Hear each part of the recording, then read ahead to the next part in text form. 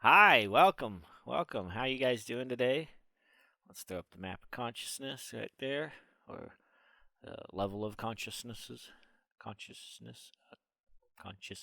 I don't know. Anyway, doesn't matter. Welcome. Happy Halloween. Hope you all are having a wonderful day and all excited. I didn't have too much of a costume. I will later, but yeah. Put on my Superman shirt, and then I did want to actually talk about this, which I don't know how I'm gonna do this. Hold on. See if I can just put the headphones down and you guys can still hear me. Hopefully, we'll try it this way today. So this right here, it's pretty cool. It looks like a dragon's eye. I had a good friend of mine paint it. Um, yeah, awesome artist. Anyway, so I wanted to talk a little bit about eye patching. I was gonna joke and say I'm a pirate for Halloween. Arr. Yo ho. Anyway, that's for later. But no, as far as this is eye patching, and I learned this from the Rapid Eye Institute when I went up there for a class called Souls with Stamina. That's actually where I got this painted and all that. It was an amazing weekend. It was awesome. But anyway, so usually I start with smudging or talking about clapping, clearing the air, things like that. But today I just wanted to talk about eye patching, and it's something I'm still learning, so I might not have all of the information correct. But basically, from what I understand, you want to do this a few minutes in the morning, about 5 minutes each eye in the morning, and just switch it over. And then 5 minutes at night. And that's when you first wake up and go to bed. And what that does is, and actually, even just when it's on, my eyes are both open the whole time. But the patch has a nice, see if you can see that, foam. And so with your eye open, it's sensory deprivation to that one eye. And so I don't know how much you guys know this, but your right brain is connected to the left side, and the left brain is connected to the right side. So you're crossed. Your wiring's all weird. Yeah, it's all mixed up. Anyway, so when you're eye patching, you're basically closing off the sight of that side of the brain, and so you're making the other side of the brain, whether it's your left or your right, work harder. And so, or maybe if it's not work harder, you're just helping it to grow more pathways, if you will. Anyway, it's a cool technique. Honestly, I've not done it as much as I probably should, but I have done it, and I think it's awesome. In fact, actually, it was kind of funny because I put on the eye patch and I was reading part of the book, and that part I particularly would listen to, I had my right side patched, and so it was left brain focused, as I understand it. And the part of the book, the little paragraph that I just decided to put it on and read, it said this is for left brain people. So it was kind of funny. I read the left brain part without knowing it, and I just continued to read where I was, and it said this part. So it was kind of interesting. Again, I don't call it coincidence or not, but yeah, I thought it was cool. I thought it was way cool. But yeah, there's my dragon's eye, and I can even wear it as my third eye. That's usually what we did, up there. But it was cool. Yeah, I got friends that had a dragon or an eagle. She's an amazing artist. Anyway, but yeah, that's eye patching, and again, it's something that I'm a little newer to. I heard about this through the Rapid Eye Institute. I grew up in Salem, Oregon. I believe they've got a eye patching kit where it's just a little booklet that talks about it, and you get an eye patch with it. But I could be wrong. It might be something more with actually getting rapid eye treatments. Something for future episodes to look into. Anyway, with the eye patching, just myself, from the little bit of time that I was doing it, I could definitely tell a difference.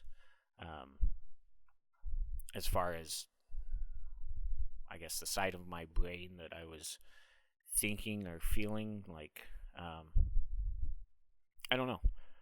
It's something I would definitely say, try yourself. And if I understand this right, doing this where my hand's flat, so it's forcing my eye shut, doesn't help because your brain knows that eye is shut. Like even if, I can do this. So if I walked around like this, it would not do the same as if I did this. And the reason being is because, again, my eye's open the whole time, where there, it's not. And so your innate intelligence, the subconscious, not superconscious, the subconscious of the mind knows that I'm, whether it's my hand pushing it down or me keeping my eye closed, it knows, well, there's no information coming in because we have that door shut or the gate blocked, whatever, however you want to say that or look at it. The eye's closed. But with this, the eye is not closed, but there is nothing getting in. Now, there are times where I see a little bit of light, and then I just kind of adjust it, move it or however to get that to where then it's dark. It's a complete blackness, so that light is... Oh, got a hair. So that light is completely blacked out. It's done. Or done, I guess. It's blacked out.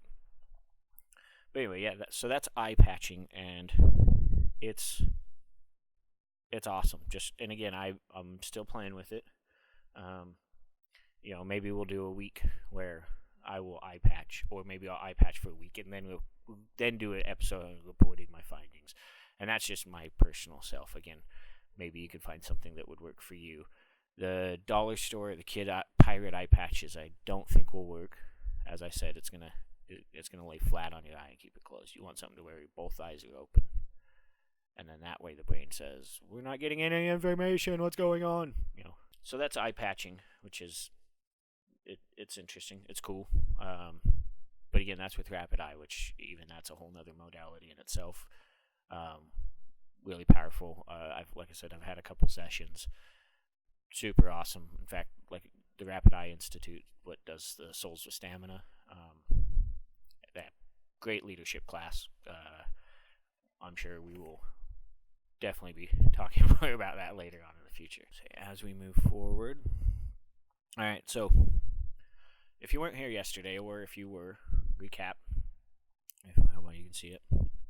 I am the universe. That was yesterday's card, which again, I think was very fitting because I always thought gave me a good perspective. Anchor of the universe, I thought was more of me having an anchor out into the universe, so I can draw upon the knowledge, I guess, or I have this. I guess if you would even tie to divinity, where with this card. I don't remember the reading exactly, but I do remember the impression, which was I'm the whole universe out there anchored here. So it's kind of a flip on my perception. At least that's kind of how I saw it. I thought it was interesting. So that was a great card. Totally goes with the channel. And it basically says that, if I remember, we were all one, and we're all very powerful, in our own way. Which that's something even in this book, Power versus Force, it talks about the Christmas Carol with, we're haunted by Christmas past. We can see Christmas future, so we can make the proper choices. But we all have aspects of all the characters in a sense, and we're all kind of going through that phase, if you will. And if I understood it right, it was kind of just memory. It's like, you can think of the past, you can dream towards the future. Anyway, but very interesting. Again, I suggest or recommend that you read the book yourself. Shuffling cards and they're getting away from me. Another thing, just kind of a recap, the Power versus Force, in a sense. If you see the 250 trust and above, that all is power. Everything underneath it is force. Power does not need to force anything. Power just is. All right. See if we get a Halloween card. I don't know. Probably not one, but yeah. If you would comment, what are you gonna be for Halloween? I said I'm probably gonna do somewhat of a pirate myself. I got my eye patch, my pirate hat, all that fun stuff. So, but what are you gonna be for Halloween? I got the card. Okay, so here it is. Inner peace. Let's see if I can show you while I'm seeing what I'm doing, making sure I'm doing it right. Yeah, I don't know. Anyway, I probably can't see that very well. But it's inner peace. Om Shanati Om. Om Shanati Om. Om Shanati Om.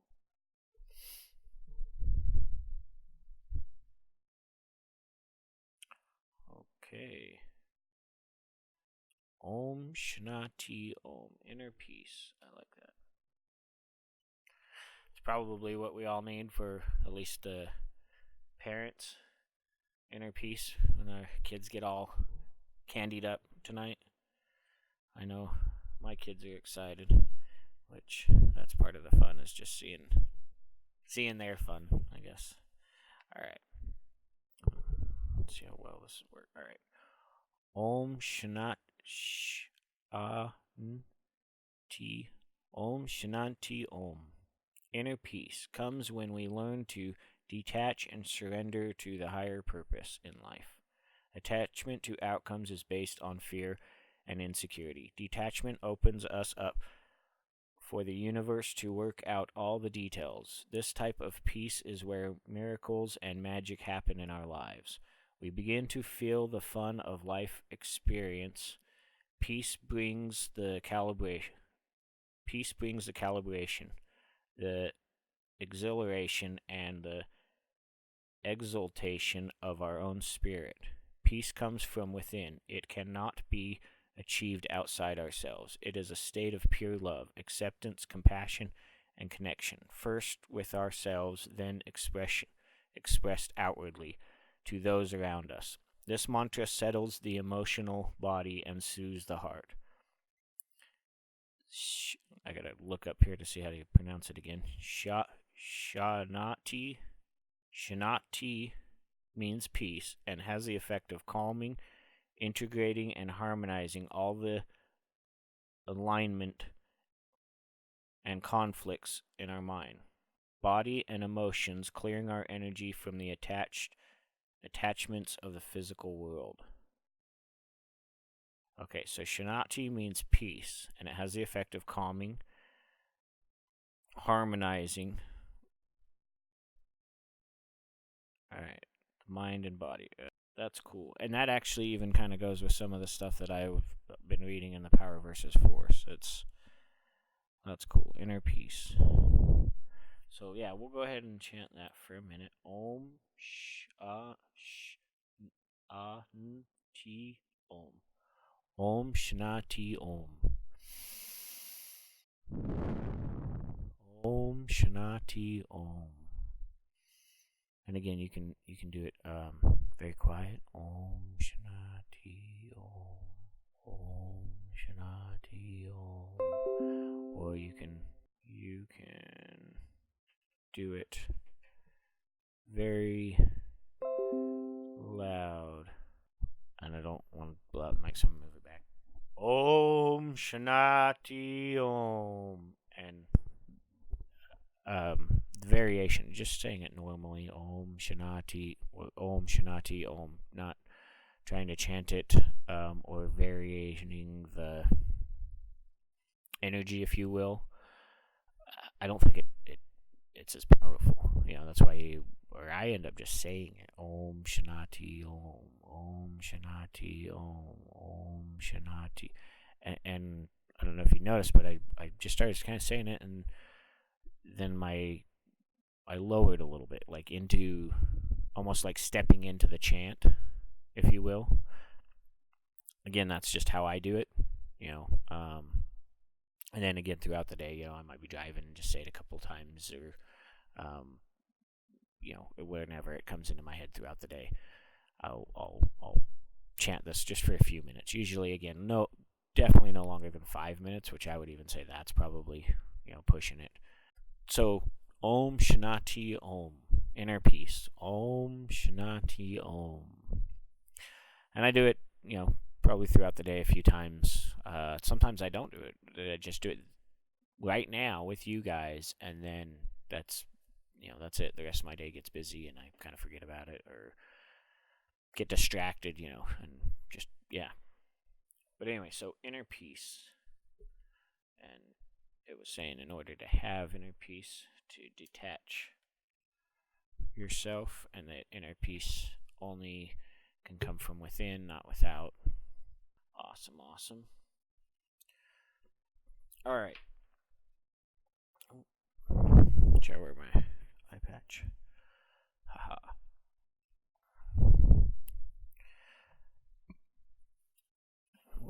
We'll do that. All right. So anyway, back to power versus force. So over here, this side of the screen, we have the power versus force. We have force, which is down here in the bottom. Keep doing that over here, and then power, which is rides up in here. So this is also a calibration measurement tool in a sense, like ruler or whatever. Yeah, ruler. That's a good example. You're gonna measure things with it. So, or calibrate is what they call it. So they said this book calibrated at 750. So if that's the case, this book, calibrated in enlightenment, up here is, it's, to me, I believe that. I think that the book is definitely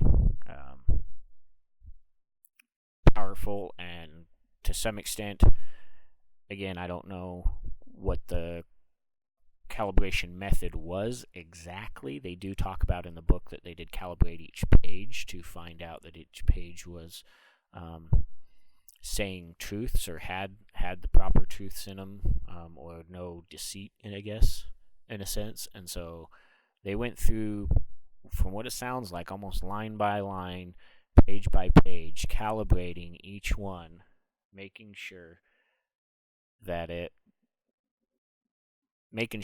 basically it's all there, that it calibrates that high, that that they're not dropping down into force, that everything they're talking about is in power. So therefore they're empowering the reader in a sense. Again, this is how I interpret it and understood the book. I thought it was fascinating that they went to that degree. Now, we also did talk about a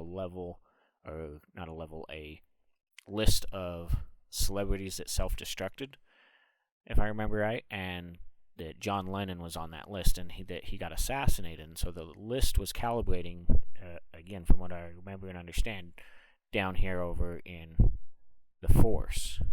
Once they took his name off, then it started calibrating up here in power.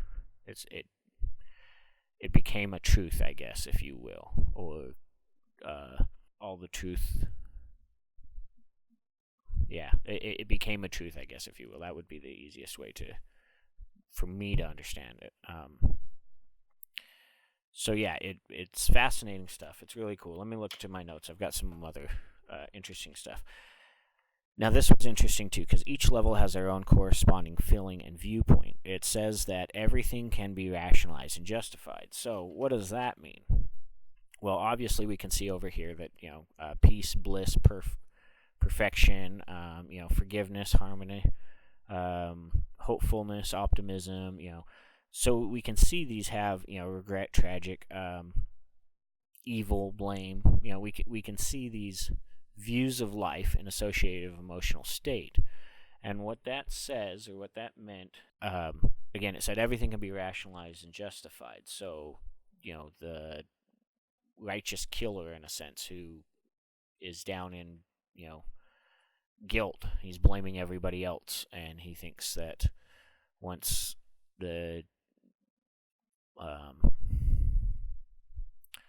he hurts people and,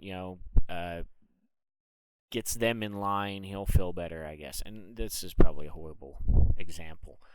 I hope you at least just get the gist or the idea of what I'm trying to say. And so even, let's say, if we go up to, well, I guess you could go to like hate. You go up to 150, anger, hate. It's better than living in despair or what is it, fear or grief. But even anger. People do a lot of things out of anger, especially violent. I assume, I imagine. I don't have all the facts, and I'm not a professional on all this. And yeah, out of anger, a lot of violence happens, or even pride. You move up just to one, up by one to pride, and you have pride for your country, or your pride for race, whatever it is. People justify it the same way. So it's really interesting that the book gets into that, and it basically says that anything and everything to some extent can be rationalized and justified. It's just the way that our minds work, because we're set up on emotion, which, again, from what I've read, it's right. Emotion is a big dictator. Even in some of the other books I've read, whether it's human behavior or body language, which those actually do coincide quite a bit. Anyway, back to the book. Each level has their own corresponding feelings. We can see that in viewpoints, so we can see what the viewpoint, over here again, the viewpoint of each one is, and go from there, basically. Now, I am that, or I have that. Now, this is a truth, and it is in how you word it. So when they were doing muscle testing, if you said, I am a body and a mind, it would calibrate lower than I have a body and a mind. And saying I have is more of a truth, or is a truth in a sense. And again, I'm not sure what we talked about, 200 being that crucial point. So I'm not sure if what it's saying is, when we say I am a mind and a body, we're calibrating down here. But when we say I have a mind and a body, we're calibrating up here. Now, I'm not sure how exactly that works. They were just saying that, again, it's a lot, not all, but I would say it sounds like a good 75% way over 50, or not way, but over 50, majority is how you word this, what you say, or how you say it, how you ask your yes or no questions. And then also, it's not necessarily even can be that. Now, they were saying, again, with the book, they calibrated each page line by line. So therefore, you could write out a statement. I am a beautiful being of light. And you can test that. Or I have, the power of infinite light, maybe. I don't know. I'm totally making these up, so this isn't something, you could go test it on you. I've never tested this. I'm just back to wording. So the wording is very powerful, and then, again, you are looking for yes or no questions, but again, you can calibrate. Does this calibrate in power? Does this calibrate into force? Or, does this calibrate at the level of 350?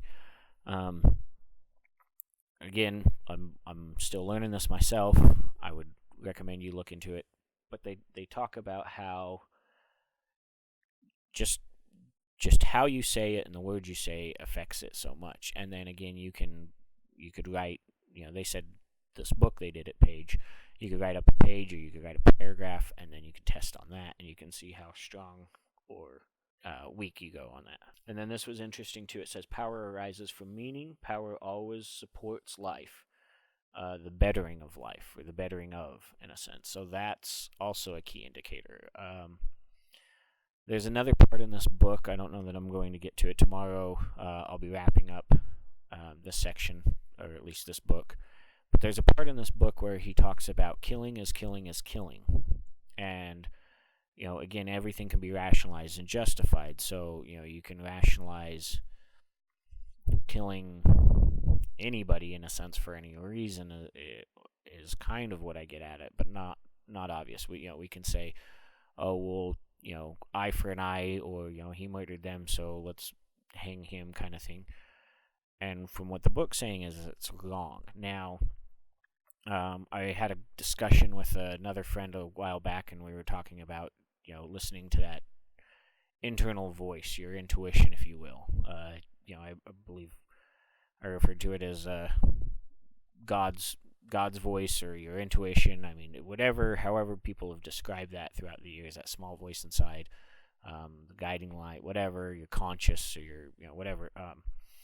Anyway, so with this book, it talks about killing is killing is killing, and me and my friend were talking about that, and I was even talking about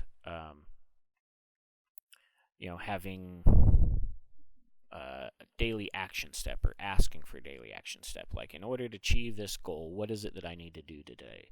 And then you kind of quiet your mind, and you'll hear that small voice, or that intuition, saying, oh, you should do this, even though it doesn't seem related. Somehow it is, which that's another thing the book does get into, and talks about how everything is related, even though we can't always tell that it is. And that's something that you understand in enlightenment, and up here in these levels, your consciousness becomes more aware and more open, and so you do start seeing how things are connected, and how even the little things affect the big things, and vice versa. Anyway, back to, so you ask for your action step, and one of my friends was asking about it, and he says, well, what if your action step says to hurt somebody, in a sense? And I said, well, then that's ego. That's not that God's voice, or that higher, that's not coming from a place of power. That's coming from a place of force, which is obviously not a place we want to come from. We want to come from a place of power. And so to me, and this is again how I understand it and interpret it, but I basically told them that killing is killing is killing. It's wrong, and we can justify it listening to that small voice inside your head, or when you ask for your daily action step. Pretty much any time you feel like hurting somebody else, that's stepping into that force, because power will never go there. But power, if we are stepping more into, say, the spiritual or religious realm right now, God's voice inside your head, God would never tell you to hurt another human being. Now, I know in the Bible it says that, and a bunch of other spiritual scriptures, this and that. I do believe, and this is a quote from the Dalai Lama, he said, if somebody's shooting at you, it's wise to shoot back with your own gun. So I do believe that defense of yourself in the face of, say, force is acceptable, and again, as long as it's in defense of yourself and loved ones, and in the support of life, power, then yes, you sometimes do have to be violent. Now, starting the violence, I do not condone, and I do not think that is part of it. I think that's, again, coming from a point of force, not power. There's a great line in the Tao Te Ching, or Tao Te Ching, however you want to say it. Anyway, and he says, somebody doesn't go into war, or the master doesn't go into war, enjoying or delighting in the slaughter of his enemies. He goes to war as going to his brother's funeral, because he realizes that is his brother, and so he does it gravely, in a sense. And I think that's exactly what this book is saying, and the same thing. And that's, again, my interpretation, my understanding is, when you are listening to that, if it ever says to hurt or to do wrong or anything, then it's ego, not your higher self. You're not coming from a position here of power. You're here in force, and your anxiety and craving and regretful and scorn and hateful and all those things, blaming and da-da-da-da-da-da. Anyway. And there's another thing. Just reading over my notes. It says, force must always be justified. That's huge, too. I remember one time I was in counseling, for the most part, drug and alcohol rehabilitation, whatever, that the state told me I had to take the class for. And anyway, the counselor, as an addict, or as somebody, I guess, in the lower vibrations, they would always say, they would always try and justify their excuse. Oh, well, I was late because my car tire and blah, blah, blah, blah, blah. He used to tell everybody the truth doesn't need justification. And I didn't fully get that when he told me that. Now, I did understand it as far as like, okay, if I'm telling the truth, I don't have to explain myself to you. I don't have to justify this. So I did understand that to some extent. But I didn't understand it fully. I mean, this was back when I was a young teenager. I think I was like 19 years old.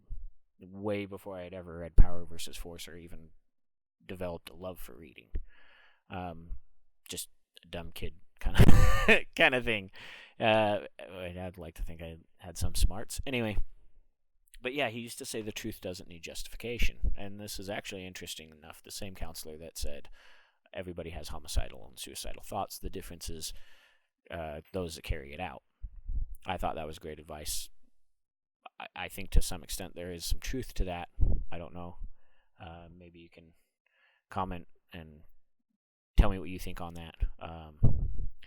Again, this book, Power versus Force, it's awesome. It's very, I'd say, mind-opening or mind-expanding as far as it explains things. And again, even the author says this. I'm basically going to tell you what you already know. And when you read it, you're going to be like, oh, I knew that. But you didn't have the awareness that you knew that. And so, think about what you think about while you're thinking about it. I do that while I'm reading this book. I'm reading this and I'm thinking about that and I'm going, And then past experiences in my life, because that's, I guess, kind of the way that we put life into context. I go, okay, well, this was said and then this kind of adds up, and I guess connecting the dots, if you will. And it's interesting. They say everything happens for a reason. Some people believe it, some people don't. I'm starting to, just because, again, things that I'm doing now are connecting to things that I did in the past, which, I would have said, oh, this is a dumb mistake, but it was just an experience and it was learning. That's something, too, they kind of mention in this book, but maybe it's just my own understanding, I guess, of it. But, nothing's good or bad, but thinking that makes it so. I believe it does. It doesn't say those exact words, but it does say that in this book, per se. Or in my understanding, that's what it was saying to me. Which, again, that's from what I've heard from B.E.S.T and other areas. Maybe I've heard it from the book, but again, the book doesn't word it that way. It words it a little differently, and that was somebody's simplification of it. It's awesome and it's fascinating. It looks like I am running out of time. I want to thank you for joining me today. Also, real quick, I did pull this up and dig this out. This is a picture of Dr. David R. Hawkins right there. See if, oh man, every time I'm pointing the wrong way. See, but that's the man right there. Unfortunately, he has since passed away. You can find some of his talks on YouTube, things like that. I would recommend it. Really fascinating guy. He's got a lot of other books. Another book that he did, I will review a little bit later on, is Success for You, and that book was awesome too. Anyway, but yeah, that's David R. Hawkins, the author of this book. Anyway, thank you again for joining me. I hope you had a wonderful day. I hope this information is informational. I don't know. Anyway, have a wonderful Halloween. Happy Halloween. See y'all later.